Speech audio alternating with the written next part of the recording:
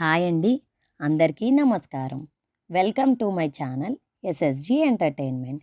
ఈరోజు నేను దుర్గమ్మకి పూజ చేసుకున్నానండి. ఇది మీ అందరితో షేర్ చేయాలని అనుకున్నాను. నేను ఫ్రైడే మార్నింగే లేచి ఇల్లంతా శుభ్రం చేసుకొని ఆ తర్వాత నా పూజ మొదలు పెడతాను.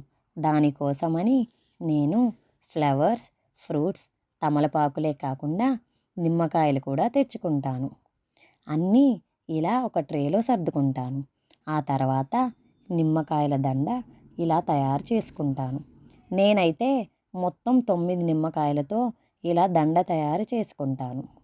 దసరా అప్పుడు నవరాత్రులు అమ్మవారి విగ్రహం పెట్టుకొని ఆ తర్వాత నిమజ్జనం చేస్తా అండి. ఆ వీడియోస్ అన్నీ మీకు షార్ట్ వీడియోస్గా అందించాను. అవి లాంగ్ వీడియోస్గా మీకు అందించలేకపోయాను. ముందు వీడియోలో మీకు చెప్పా కదా అండి, నాకు ట్విన్స్ కదా, వాళ్ళని చూసుకోవడంలోనే చాలా టైం సరిపోతుంది. సో అందుకే నేను రెగ్యులర్గా వీడియోస్ పోస్ట్ చేయలేకపోతున్నాను. నేను ఇంతకుముందు చెప్పా కదా, అలా నిమ్మకాయల దండ తయారు చేసుకొని ఆ నిమ్మకాయలకు గంధం, కుంకుమ బొట్లు పెట్టుకున్నాను.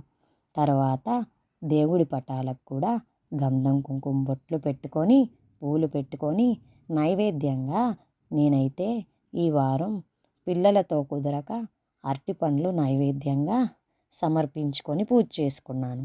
ఆ తర్వాత దుర్గమ్మకి కూడా పూలదండ, విడిపూలు, నిమ్మకాయల దండ వేసి ధూపదీప నైవేద్యాలతో పూజించాను.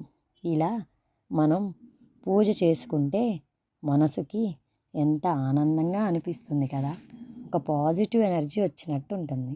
నాకు దుర్గమ్మ అంటే చాలా సెంటిమెంట్ అండి. నాకు పిల్లలు కూడా అమ్మ ఇచ్చిన వరం. సో నేను అమ్మని ఎప్పుడూ మర్చిపోను. అందుకే నవరాత్రులు నాకు ఒక పెద్ద పండుగ.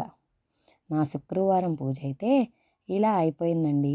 ఈ వీడియో మీకు నచ్చినట్లయితే లైక్, షేర్ అండ్ సబ్స్క్రైబ్ చేసుకొని మీ అందరు కూడా మీ ఇంట్లో శుక్రవారం పూజ ఎలా జరుపుకుంటారో కామెంట్ చేయండి. మీ అందరి ప్రోత్సాహం నాకు ఉండాలని కోరుకుంటున్నాను. మళ్ళీ నెక్స్ట్ వీడియోతో మీ ముందుకు వస్తాను.